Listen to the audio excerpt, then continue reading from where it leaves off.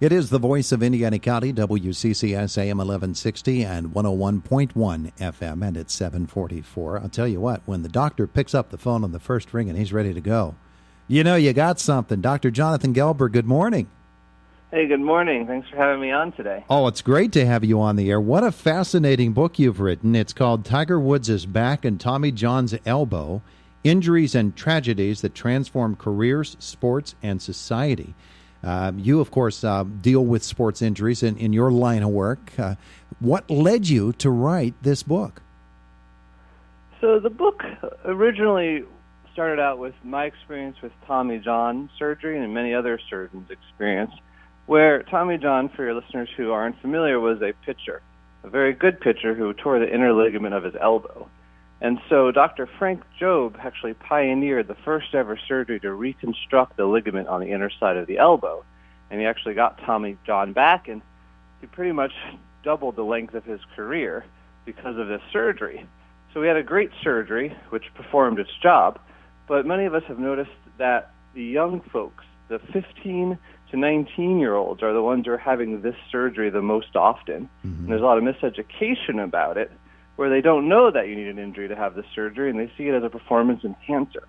So I had a story here where we have something that's great. We have a problem. We try and solve it, but sometimes it looks like the problem was worse than when it had started. And so that was the theme that this book basically covers, is something called the Cobra Effect, where you have a problem, you have a story, you have an injury or tragedy in sports, and we have a well-meaning reaction, but sometimes that reaction can make the problem worse. Yeah, and that Cobra shows up time and again in the book. You have a very interesting technique in writing the book, and in that you start us off on completely different roads that will lead us back to the particular athlete or particular condition you are interested in. Tell me about developing the stories that you tell us in that way. Yeah, so each chapter is a standalone chapter in terms of the athlete, but as you mentioned, each chapter also starts with a non-sports story. And some of them are quite interesting. I talk about the Smokey Bear effect, how preservation of forests have actually made forest fires more intense and harder to battle. Something about starlings, which I found quite interesting, is starlings are birds that have caused millions and millions of dollars of damage. And they all started out when a fan of Shakespeare released the starlings into the wild in New York City in hopes of introducing the bird from Europe into North America, and now we are battling them, and they're actually causing airplane crashes. Yeah, I got to tell you, that was a great story, man. Yeah, I thought that one was really cool. It was one of my favorite ones. But other ones like bike helmet laws, we're talking about where, actually bike helmet laws in Australia, there's some studies that show they actually are bad, are worse for the protection of the bicyclist.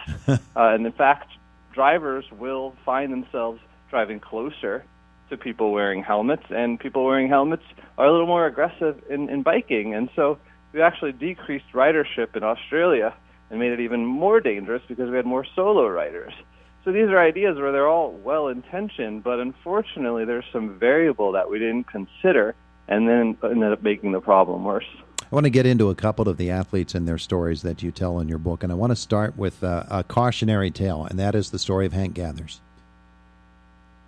Yeah, Hank is a great story. So Hank was a superstar player, and Hank was part of a team at Loyola Marymount University, which wasn't really as a big basketball university, but they were the number one team in the nation, and they focused on this high-octane offense, where they were passing the ball and shooting the ball about every 20 seconds, and they were running other teams down into the ground, and they were scoring. Actually, their score for the highest score by a team still stands today.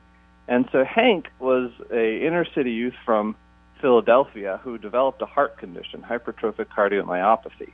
And Hank was on some medication. The medication wasn't making him feel good, so it's possible that he altered or didn't even take his medication. But he died on the court, and this was a tragedy, and actually led to what I think is one of the most amazing moments in sports history, where his teammates made it to the NCAA tournament and even did a one-handed free throw in honor of Hank Gather's one-handed free throw, which was a great moment in sports. Mm-hmm. And so when Hank died, the NCAA started to investigate further the on-court deaths, And what they found of these on-court athlete deaths is there's a high proportion of basketball players and African Americans. And so they've looked into the mandatory EKG testing of athletes. And so that opened up a whole Pandora's box of potential legal implications, potential racial profiling, and a lot of issues that don't necessarily solve the problem because we may not even be catching them. And one interesting topic that comes up is the odds of a young African American being shot or murdered and not being able to play basketball versus the athlete dying on the court from the heart condition, and which is worse for the athlete, and what does the athlete have to say about that situation, and what risks does the athlete want to take? So that opens up a lot of interesting questions when we get into that pre-screening for heart conditions in athletes. Yeah, it absolutely does. And in the midst of it all, sometimes we get lost in the story that this is one individual who made some poor decisions in terms of his health and ignored some doctor's advice, and because of it, it cost him his life. The Hank Gather seems to get lost in the story when, and that's a theme with some of your items in the book, is that we sometimes lose track of the actual incident that led to some really far-ranging changes in the way that society as a whole acts toward one issue or another. Yeah, and I think another perfect example of that is the Len Bias story. Yeah. Len Bias is another African-American basketball player, and he was the number one draft pick of the NBA. And he was going to be the next Michael Jordan. In fact, Mike Krzyzewski, who's the famous college coach, and he straight out said, this is the next Michael Jordan. And so Len actually, the weekend of the NBA draft, he goes back to college, he's hanging out with friends, and actually overdoses on what's most likely cocaine. And this is when we had the war on drugs, the focus on the crack epidemic. And so the politicians at the time, it was an election year, really used his death as a lightning rod to pass mandatory minimum sentence drug laws. And they weighted these drugs about 100 to 1 in terms of the possession amounts of crack over cocaine. And so what ended up happening is a large proportion of low-level street dealers or even just folks possessing crack cocaine were sentenced much harsher than those possessing powdered cocaine.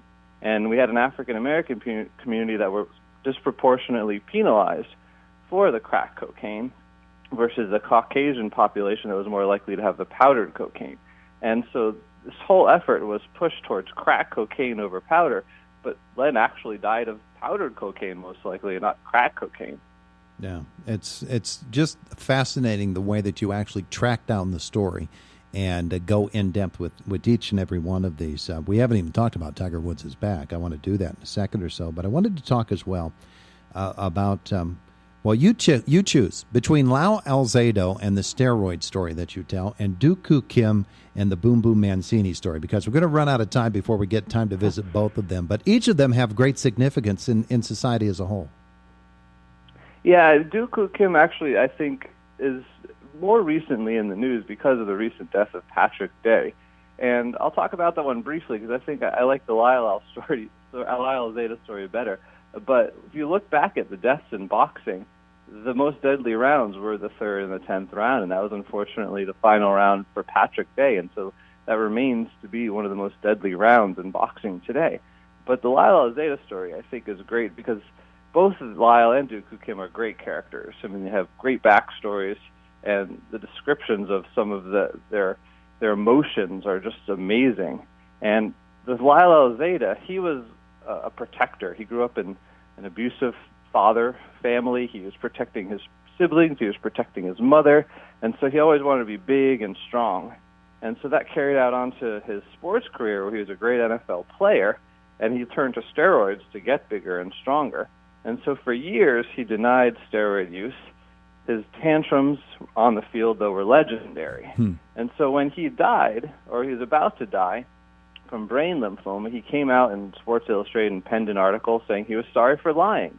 He was on an interview with Maria Shriver, sorry for lying. Finally admits he used steroids, but then blames his brain lymphoma on steroids. And that really turned a lot of people off from the conversation of steroids because it's very unlikely that his brain lymphoma caused the steroids. So you have other bodybuilders looking around saying, well, I don't know anybody else's brain lymphoma. And so they sort of turned a blind eye to that story. And same thing with roid rage.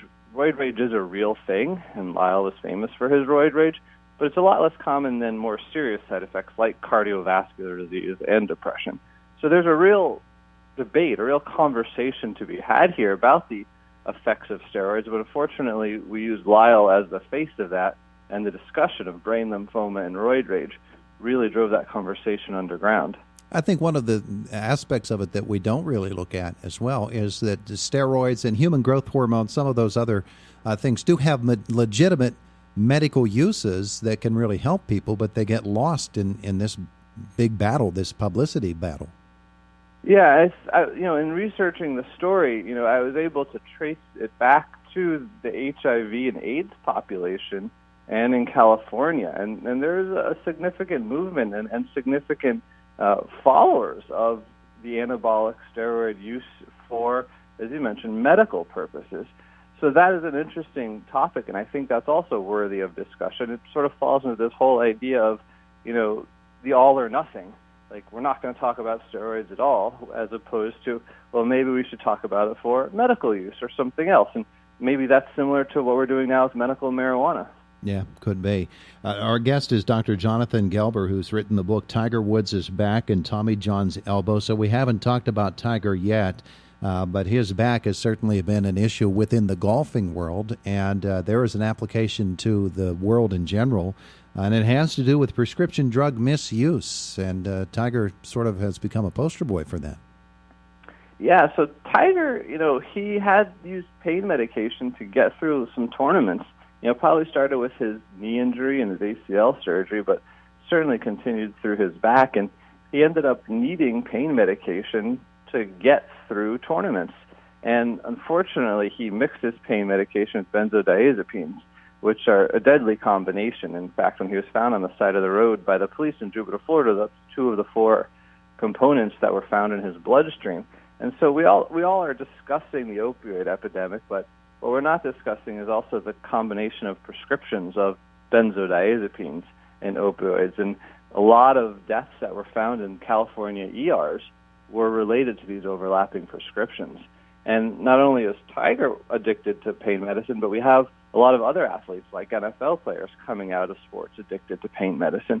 So not only are we missing the pain medicine addiction story in professional athletes, but as a society, we're also missing the benzodiazepine combination story as well, which can be equally as deadly. It's a missed opportunity is what that is. So, Dr. Gelber, since you have released this book, I'm sure that you've gotten all kinds of reactions from within and from outside the world of sports and the world of medicine. What are some of the things that people are telling you?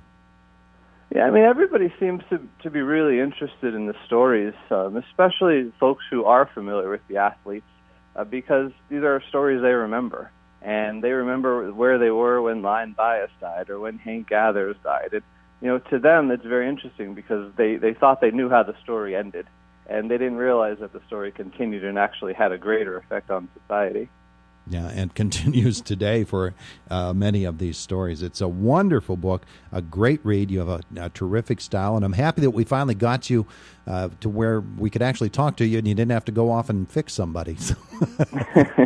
Thanks so much for spending some time with us today. Oh, it's my pleasure. Happy to come back and chat anytime. All right, terrific. We'll take you up on that offer.